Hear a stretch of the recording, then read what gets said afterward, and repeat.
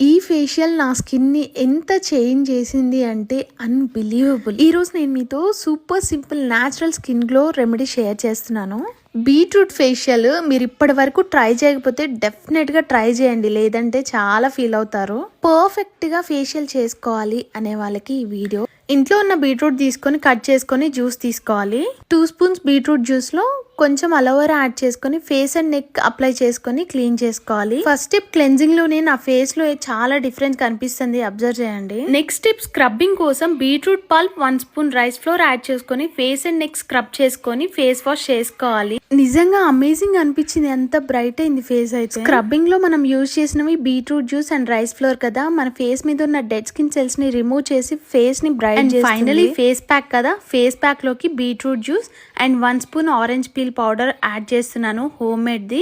and 1 spoon rice flour, 1 spoon curd and కొంచెం పసుపు